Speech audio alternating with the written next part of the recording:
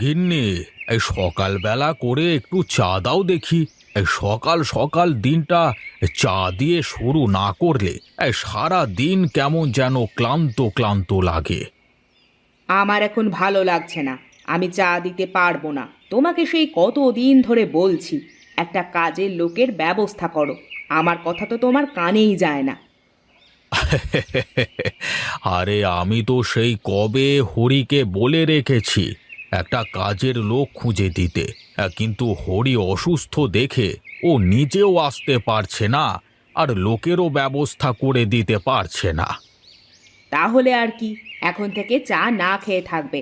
আমি চা বানাতে পারবো না। আর আজকে থেকে রান্নাও বন্ধ। নিজে নিজে রান্না করে খাবে, থালা বাসন মাজবে, জামা কাপড় পরিষ্কার করবে। আজ থেকে সব কাজ তুমি নিজে করবে। এই দেখেছো কাণ্ড, বলে কি! আরে আমি হলাম এই এলাকার একমাত্র জমিদার, আর আমাকে দিয়ে তুমি এসব করাবে? কেমন জমিদার সে আমি জানি। কাজের লোক থেকেই তো জমিদার হয়েছো, পরের সম্পত্তি লুট করে।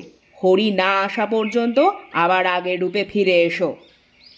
আচ্ছা ঠিক আছে, আমি কাজের লোকের সন্ধানে যাচ্ছি। তার আগে তুমি আমাকে এক কাপ চা তো করে খাওয়াবে। ঠিক আছে, আজকে চা করে দিচ্ছি। তবে এরপর থেকে কিন্তু আর দেব না, এ কথাটা যেন মনে থাকে। আচ্ছা আচ্ছা, থাকবে থাকবে। এখন যাও তো দেখি, এক কাপ চা করে আনো।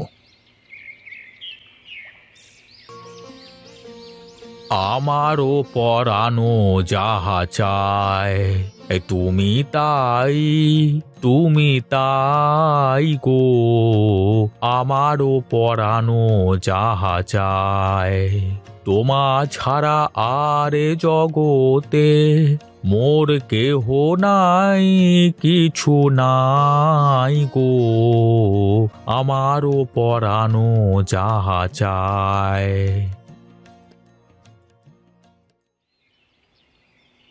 এই বুড়ো বয়সে আবার তোমার কি ভীমরতি হয়েছে? বুড়ো বয়সে আবার গলা ছেড়ে গান ধরেছো যে? দেখো দেখো, তোমার গান শুনে আবার আশেপাশ থেকে কাকগুলো যেন ছাদে না এসে পড়ে। কেন কেন, এই সকাল করে কাক কেন আসবে? এই বসন্তের সময় আসলে কোকিল আসবে। কাকেরা তো তোমার আপন ভাই। তাই তো তোমার গলা আর কাকের গলা একদম এক রকম। এই যে চা রাখলাম এখানে, খেয়ে নিও। আমি নিচে গেলাম। আরে সারা গ্রামের মানুষ আমার চোখ দেখলে কাপড় ভিজিয়ে ফেলে, আর আমার গিন্নি কিনা আমাকে চেপে দিয়ে মেপে দিল। আহ! এই তুমি কি বললে?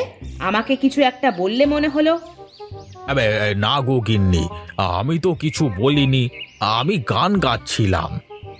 চুপচাপ খেয়ে কাজের লোকের সন্ধানে বের হও, নইলে কিন্তু ভালো হবে না, এই বলে দিলাম। যাচ্ছি গো যাচ্ছি, এক্ষুনি যাচ্ছি। হ্যাঁ, গিন্নির কান নাকি অন্য কিছু? হ্যাঁ, যাই যাই, গিয়ে দেখি কাজের লোকের কোনো ব্যবস্থা হয় কিনা। কি দিনকাল এলো রে বাবা, আমাকে যে যেতে হচ্ছে কাজের লোকের সন্ধানে। ওহ!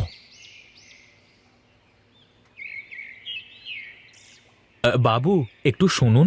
আমি সেই সকালবেলা থেকে দাঁড়িয়ে আছি আপনার সাথে একটু কথা বলবো বলে। কে তুমি? তোমাকে তো এর আগে কখনো দেখিনি এই এলাকায়।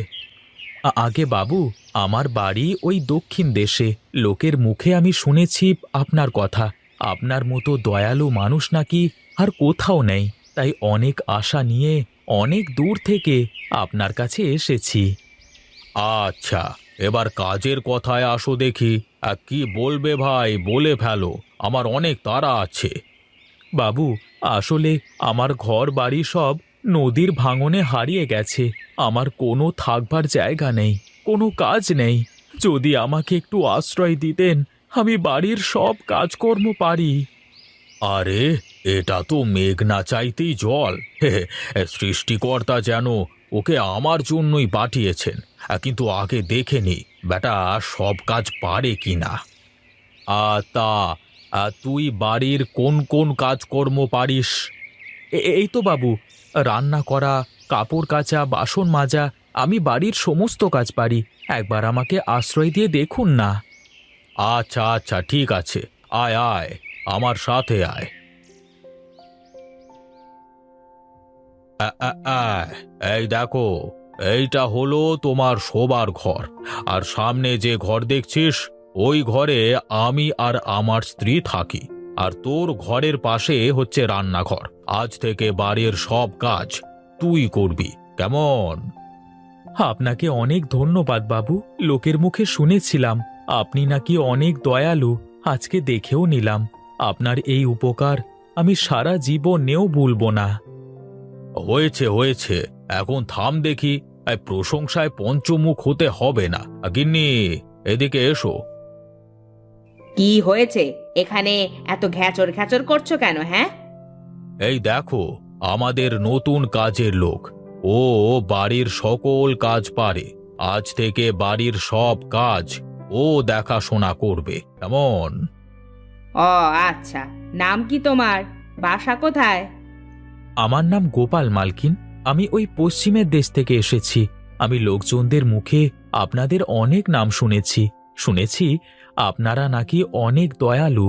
নদীর ভাঙনে আমার ঘরবাড়ি সব ভেঙে গেছে, তাই এসেছিলাম একটা কাজের সন্ধানে। হ্যাঁ, তা বাবু বাবু আমাকে সেই কাজটা দিয়ে দিয়েছেন। লোকের কাছ থেকে আর কি কি শুনেছিস তুই? ভালো করে তো আপনার বিষয়ে অনেক কথা বলে। যা বলতে শুরু করলে তো শেষ করা যাবে না। তুই বল দেখি, আমি শুনি। আমি এই গ্রামে ঢুকে একটা চায়ের দোকানে বসেছিলাম। কয়েকটা লোক আমার কাছে জিজ্ঞাসা করলো আমার পরিচয় কি। আমি আমার সব ঘটনা খুলে বললাম। তারপর ওরা বলতে শুরু করলো আপনি নাকি অনেক দয়ালু। বিপদে আপদে এই গ্রামের মানুষের পাশে এসে দাঁড়ানো আপনার অভ্যেস। গ্রামের অসহায় দরিদ্র মানুষদের নাকি আপনি অনেক সেবা করেন, আরও অনেক কিছু। থাক থাক, আর বলতে হবে না। তোর কথা শুনে আমার চোখে জল চলে এলো রে।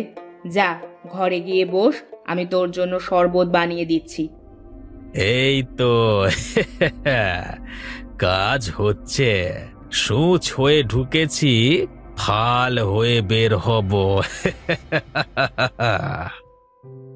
না না মালকিন, আপনি কি বলছেন এসব? আপনি কেন আমাকে শরবত বানিয়ে দেবেন? আপনি ঘরে গিয়ে বিশ্রাম করুন।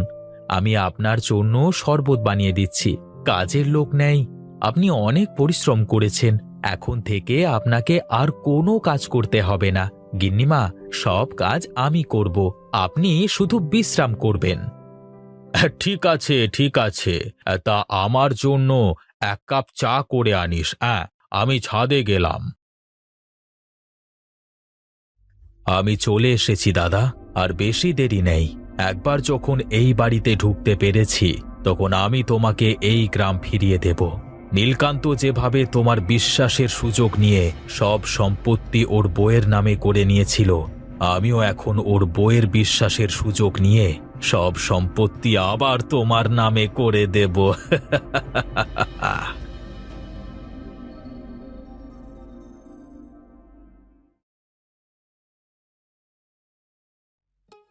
এই নিন মালকিন, আপনার জন্য শরবত বানিয়ে নিয়ে এসেছি।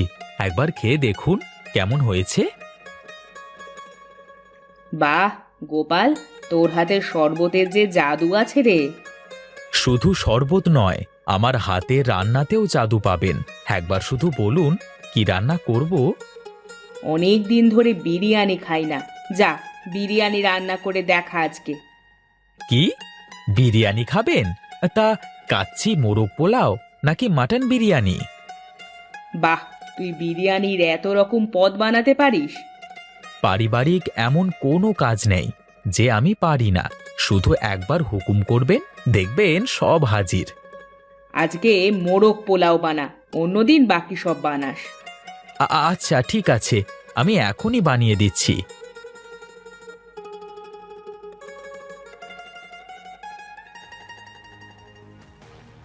এই গোপাল, এদিকে আয়। কি হয়েছে মালকিন, আমাকে ডাকছেন কেন? দেখো না আমাদের কি হয়েছে। হঠাৎ করে বিছানা থেকে উঠতে পারছি না আমরা। যা যা, তুই গিয়ে বৈদ্যকে ডেকে নিয়ে আয়। আমি সেই কবে থেকে এই দিনটার অপেক্ষাই করেছিলাম। পৃথিবীর কোনো বৈদ্য, কোনো কবিরাজ তোদের আর বাঁচাতে পারবে না। কে তুই? কি করেছিস আমাদের সাথে? তাড়াতাড়ি আমাদের সুস্থ করে তোল, নইলে তোকে শুলে চড়াবো। কে কোথায় আছিস? ধর বেটাকে, এই বেটাকে ধরে শুলে চড়া। কেউ আসবে না। তুই আজ থেকে 20 বছর আগে যে অপকর্ম করেছিলি সেটা সবাই জেনে গেছে। কে তুই? কি করে জানলি তুই এসব?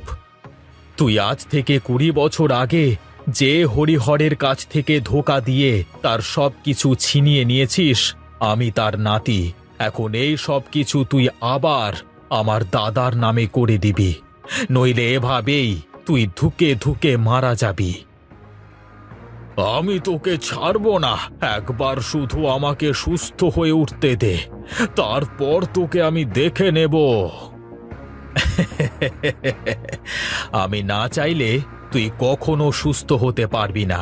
আমি প্রতিদিন তোদের খাবারের মধ্যে একটু একটু করে আমার নিজের বানানো বিষ মিশিয়েছি, আর তোরা তো মহা আনন্দে খেয়ে গেছিস। এই বিষের প্রতিষেধক শুধু আমার কাছেই আছে। তুই আমাকে সুস্থ করে তোল। কামরকে নিজের ভাইয়ের মতো দেখেছি, তুই আমার সাথে এমন করতে পারিস না। হ্যাঁ, আমি তোদেরকে সুস্থ করে দেব যদি তুই এই কাগজে একটা সাইন করে দিয়ে এখান থেকে অনেক দূরে কোথাও চলে যাস। লেখাটা দে, তুই আমাকে যেখানে সাইন করতে বলবি আমি সেখানেই করে দেব। আমাকে শুধু সুস্থ করে দে। নে, এখানে একটা সাইন করে দে।